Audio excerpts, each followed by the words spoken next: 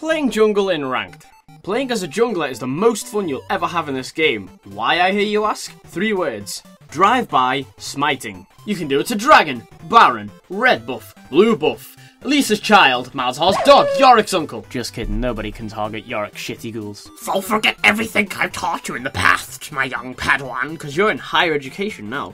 Jungler's got the hardest job in the game, period. Let's see why that is. But first of all, a history lesson.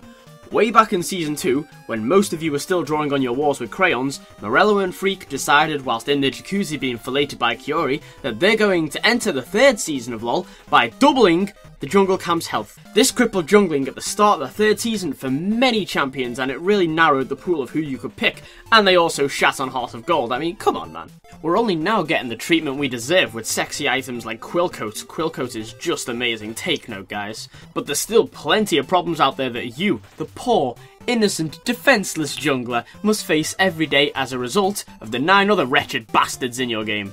For example, you want to take blue at level 1. Good, that's good. You ask your Fizz to leash for you, he says no, because he doesn't want to walk all the way around the wall. And top lane hasn't even fucking connected yet. Whatever, you had to use an extra potion, let's just get the rotation done. So we get to red. Oh, it's been stolen! Hey, thanks top lane, you filthy fart knocker. How can you expect a buff from your jungler when you don't even defend them? Silly twat! In the first 15 minutes, you've got 3 jobs to do. Everyone else has just got their lane to do. First of all, you gotta keep up with your jungle, so that's fine. Disable enemy UAV so you don't get counter-jungled. And then, you have 3 lanes to keep safe, providing your lane mates don't fucking push their lane right up to the enemy tower without wards and get themselves killed. But it's not all bad. In fact, I've comprised yet another list of 3 things that you as a jungler should do at least once in your life because they're just so fun.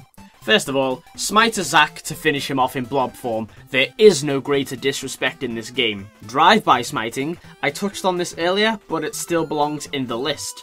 And finally, catch a counter-jungling bitch red-handed stealing your buff and swat him like a fly, yeah. Depending on who you pick depends on how you're going to play.